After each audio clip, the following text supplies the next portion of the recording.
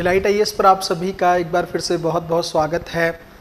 तो हम लोग आज इस बारे में बात करने वाले हैं कि यूपीएससी प्रीलिम्स एग्जामिनेशन 2025 में अब उसकी उल्टी गिनती जो है शुरू हो चुकी है।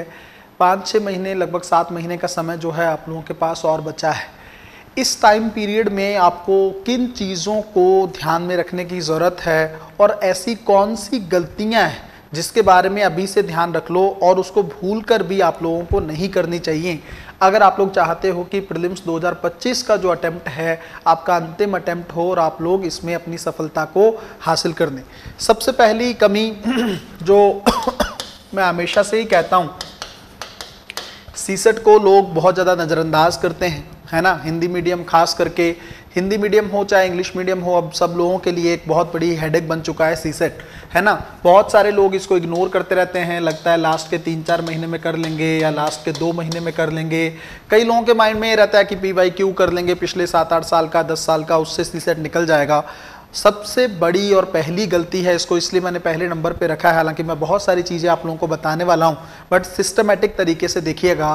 पहली चीज़, इसको इग्नोर मत करिएगा, इसको बहुत अच्छे से और बेसिक से तैयार करने की ज़रूरत है ना। बेसिक एकदम मैथ का आपको कॉन्सेप्ट पता होना चाहिए और इग्नोर मत करिए मैथ को। लोग रीजनिंग कर लेते हैं, सीसेट कर, इसका कॉम्प्रिहेंशन वाला सेगमेंट कर लेते हैं, पर मैथ पे फोकस नहीं करते। अगर आप ऐसा करोगे आपको सवाल कुछ ना कुछ मैथ के उठाने ही होंगे और अगर नहीं करोगे तो बहुत ज़्यादा दिक्कत इसमें सामना आपको करना पड़ेगा। और अगर आपका 1 नंबर से भी सीसेट रुकता है तो जीएस में आपने चाहे कितने भी झंडे गाड़े हों उससे कोई भी मतलब नहीं रहता है, आपकी पूरी मेहनत जो है वो बेकार हो जाएगी। सबसे पहली गलती। दूसरी गलती आपको जीवन में यह याद रखनी है, बहुत सारे लोगों के मन में अभी ये रहेगा कि प्रीलिम्स एग्जामिनेशन को हम लोगों को थोड़ा सा लेट शुरू करना है ना, डिले से। अभी भी लगता है कि नहीं मेंस कर लेना चाहिए ज़्यादा, मतलब प्रीलिम्स को स्टार्ट ही नहीं कर रहे हैं कुछ लोग। ये बहुत बड़ी गलती रहेगी आप, क्योंकि आप सोच के देखो, अगर आपका मेंस बहुत भी अच्छा है, बहुत ज़्यादा अच्छा है, बट अगर आप प्रीलिम्स क्वालिफाई ही नहीं कर रहे हो तो मेंस एग्जामिनेशन का फ़ायदा क्या होगा, है ना। प्रीलिम्स आप क्वालिफाई नहीं कर रहे हो तो मेंस का फ़ायदा क्या, तैयार करके बैठे रहो।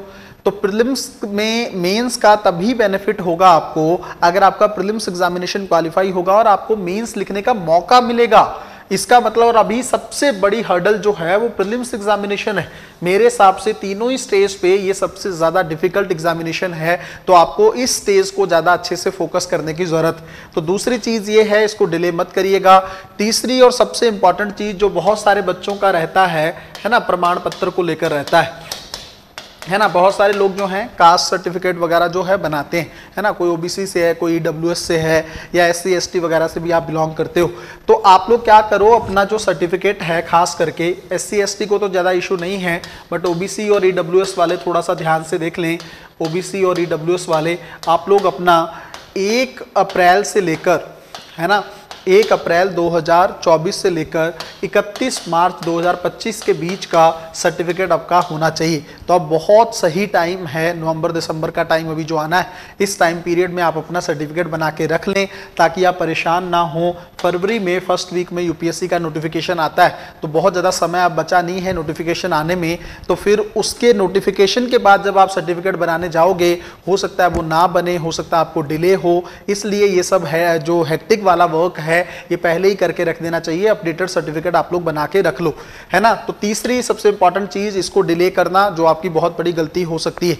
चौथा, सबसे एक चीज मेरे को भी ये लगता है कि कुछ लोगों को लगता है ना, फिर से जब तैयारी शुरू करते हैं तो कठिन विषय जो हैं, डिफिकल्ट वाले जो सब्जेक्ट हैं वो लोग बाद में तैयार करते हैं, है ना। लोगों को लगता है पहले पॉलिटी से ही स्टार्ट करो, पहले जो है बेसिक वाली चीज़ों से ही स्टार्ट करो। ठीक है, अपना अपना तरीका होता है तैयारी करने का, बट मैं आपको एक चीज़ कहता हूँ, अगर आप 2-3 साल से तैयारी कर रहे हो और आपका एग्जामिनेशन नहीं हो रहा, तो डिफिकल्ट विषय हैं, जैसे मान लो इन्वायरमेंट जिसमें सबसे ज़्यादा सवाल पूछे जाते हैं, उसको पहले करो। ज्योग्राफी आजकल बड़ा इंपॉर्टेंट हो रहा है, उसको कर लो।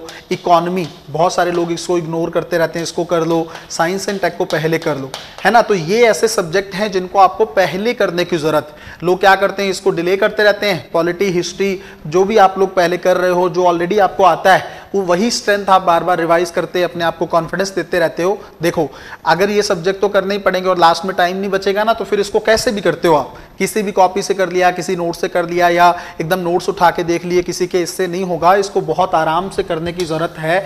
और इससे आपका, अगर आप लोग इस पे फोकस करते हो तो लगभग 35 सवाल आपके बड़े स्तर पर सीधे तौर पर सही हो सकते हैं। तो इस पे पहले ध्यान देने की जरूरत है, एक बहुत बड़ी गलती, इसको मत दोहराइएगा। अगली चीज़ ये है, बहुत सारे लोगों के माइंड में ये रहता है, 5वें नंबर पर ये चीज़ है, बहुत सारे लोगों को लगता है कि करंट अफेयर जो लास्ट में समरी आती है ना, बहुत सारे लोग ईयरली करंट अफेयर आता है, उसी को पढ़ के लोगों को लगता है 365 डेज का ऐसा कुछ आता है, तो लोग उससे करंट अफेयर करते हैं। बुरा नहीं, प्रीलिम्स के पॉइंट ऑफ व्यू से ठीक भी है, बट वो तब काम में आता है, करक्स जो है वो तभी काम में आता है जब आपने जेन्युइन तरीके से करंट अफेयर को पहले कर रखा हो। अगर पहले अच्छे तरीके से करंट अफेयर नहीं कर रखा होगा ना, तो फिर आपको बहुत दिक्कत होगी। और मेरी बात याद रखिएगा, 12 महीने तो बहुत अच्छे से करने हैं, लेकिन उसके पिछले 24 महीने भी मोटे स्तर पर आपको करंट अफेयर का आइडिया होना चाहिए। बहुत सारे लोग 7-8 महीने के करंट अफेयर को करते हैं या 1 साल के करंट अफेयर को करते हैं। इस गलती को मत दोहराइएगा, वरना आपको एग्जामिनेशन में इसका जो है खामियाजा भुगतना पड़ेगा।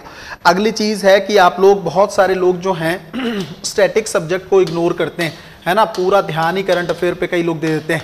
तो स्टैटिक को इग्नोर करना एक बहुत बड़ी गलती रहेगी, है ना। स्टैटिक को इग्नोर करना बहुत बड़ी गलती रहेगी, और खास करके ऑथराइज सोर्सेज को इग्नोर करना, है ना। जो ऑथेंटिक सोर्स हैं यूपीएससी के, एनसीईआरटी, है ना, जो डॉक्यूमेंट्स हैं गवर्नमेंट के या इकोनॉमिक सर्वे, बजट, ये वाली चीज़ों को इग्नोर करने वाली चीज़ें खराब रहेंगी। हालांकि अभी आने वाला है फरवरी में चीज़ें, तो उसको करना, पिछले 1-2 साल के इकोनॉमिक सर्वे, बजट पे मोटा मोटा नज़र रखना, ये सारी चीज़ों पर ध्यान देने की ज़रूरत है। एनसीईआरटी किताबों को बहुत अच्छे से करना, उसके बाद एडवांस किताबों को उठाना। किसी अच्छे टीचर से अगर आप लोगों ने तैयारी की है तो उसके नोट्स भी आप लोग बैकअप में रखोगे बहुत अच्छे तरीके से। तो मतलब स्टैटिक सब्जेक्ट जो है या स्टैटिक पोर्शन जो है उसको इग्नोर नहीं करना है। उसके अलावा एक और चीज़ जो मुझे लगती है वो है, आप लोग फैक्ट्स को इग्नोर करते हो, है ना। यूपीएससी अब जो है उस तरह का गेम बचा नहीं, ऐसा नहीं है उसके अंदर सिर्फ और सिर्फ कॉन्सेप्ट की कहानी ही है, वो तो है ही है, साथ में कुछ कुछ फैक्ट पूछ रहा है ना। डेट्स वगैरह जो पहले यूपीएससी नहीं पूछता था, अवार्ड्स वगैरह जो नहीं पूछता था, वो सारी चीजें अब पूछने लग गया है। तो आपको फैक्ट्स को लेकर एक अलग से डायरी बनानी चाहिए, उस पर भी काम करना होगा। अगर इस गलती को भी नजरअंदाज करते हैं तो इसका भी बड़ा खामियाजा आपको एग्जामिनेशन हॉल में 4-5 सवालों को गलत करके भुगतना पड़ेगा। अगला है एक और चीज जो बहुत सारे लोग टेस्ट सीरीज को लेकर संयम इसमें रहते हैं, प्रॉब्लम में, कि कितना टेस्ट करना चाहिए, क्या चीज़ें, है ना, और सही समय पे टेस्ट को स्टार्ट नहीं करते हैं। आप लोग टेस्ट करो, कितने भी करो, उसमें प्रॉब्लम नहीं है, बट इस टेस्ट का बर्डन जो है या इस टेस्ट की जो पद्धति, बहुत सारे डिफरेंट इंस्टीट्यूट की पद्धतियों पे टेस्ट बनते हैं, उस पद्धति के चलते आपको यूपीएससी के प्रीलिम्स एग्जामिनेशन में सवालों को गलत नहीं करना है। ये ना हो कि उसी पद्धति को, उसी मेथड को आप वहाँ पर भी यूज़ कर रहे हो, इसके चलते आपके सवाल गलत हो सकते हैं। कम करो टेस्ट, ज़्यादा करो, बट टेस्ट जो है अलग चीज़ है, प्रैक्टिस है, रिकॉल करने वाली चीज़ें हैं, उसका प्रभाव प्रीलिम्स एग्जामिनेशन पे नहीं पड़ना चाहिए, वरना उसका नुकसान आपको देखने को मिलेगा। और लास्ट चीज़ मैं आप लोगों को यहाँ पे एक और चीज़ कहना चाहूँगा, वो है जीएस के टाइमिंग को लेकर। बहुत सारे लोग जो हैं सीसेट में तो टाइमिंग पे काम फिर भी करते हैं, है ना, कि सीसेट में तो टाइमिंग का बहुत बड़ा रोल है ही, बट जीएस में टाइमिंग को नज़रअंदाज कर देते हैं। तो ये गलती मत करिएगा।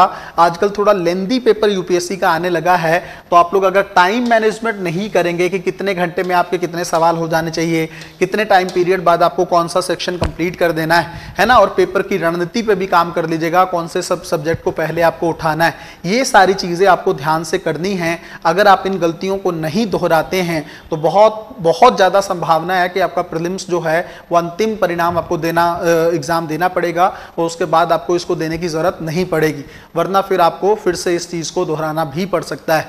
मिलते हैं अगली वीडियो में, तब तक अपना ध्यान रखें, अपनी पढ़ाई को बहुत अच्छे तरीके से करते रहें। बहुत बहुत धन्यवाद।